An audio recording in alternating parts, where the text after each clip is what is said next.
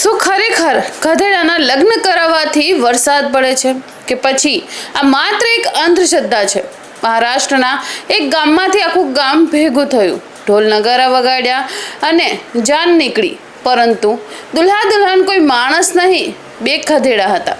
આખરે આવું કેમ કરવામાં આવ્યું અને પછી શું ખરેખર વરસાદ પડ્યો કે પછી નહીં? ચાલો જાણીએ. મહારાષ્ટ્રના ધારાશિવ જિલ્લામાં એક એવો બનાવ સામે આવ્યો છે જેને જોઈને સોશિયલ મીડિયા પર લાખો લોકો આશ્ચર્યમાં પડી ગયા છે.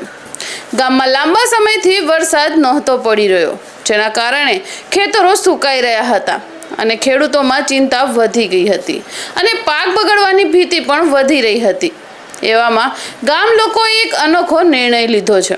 બે ગધેડાઓને સુંદર કપડાં પહેરાવવામાં આવ્યા, ફૂલોના હાર પહેરાવવામાં આવ્યા અને પછી આખા ગામમાં તેમના લગ્ન નીકાળવામાં આવ્યા. ઢોલ નગારા સાથે ગામના લોકોએ નાચતા ગાજતા આગળ વધ્યા અને પરંપરાગત રીતે ગધેડાઓનું પ્રતિકારાત્મક લગ્ન કરાવવામાં આવ્યું. હવે આખરે સવાલ એ છે કે ગધેડાના જ લગ્ન કેમ? સ્થાનિક માન્યતા અનુસાર જ્યારે લાંબા સમય સુધી વરસાદ ન પડે ત્યારે આવું કરવાથી ઇન્દ્રદેવ પ્રસન્ન થાય છે અને વરસાદ વરસાવે છે. આ માન્યતા વર્ષોથી કેટલાક વિસ્તારોમાં ચાલતી આવી છે અને દુષ્કાળ જેવી સ્થિતિમાં લોકો આ પરંપરા આજે પણ નિભાવી રહ્યા છે. પરંતુ અહીં એક મહત્વની વાત સમજવી તે ખૂબ જ જરૂરી છે. વૈજ્ઞાનિક રીતે આજ સુધી એવો કોઈ પણ પુરાવો મળ્યો નથી કે ગધેડાના લગ્ન કરાવવાથી વરસાદ પડે છે.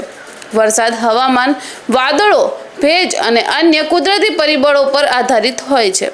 કેટલાક લોકો આને પોતાની સંસ્કૃતિ અને પરંપરા કહી રહ્યા છે, તો કેટલાક લોકો તેને અંધશ્રદ્ધા પણ ગણાવી રહ્યા છે. હવે નિર્ણય તમારો છે. સવાલ તમને શું લાગે છે કે આવી પરંપરાઓ માત્ર આસ્થા છે કે પછી આજના સમયમાં લોકો વૈજ્ઞાનિક વિચારધારા તરફ વધુ આગળ વધવા જોઈએ?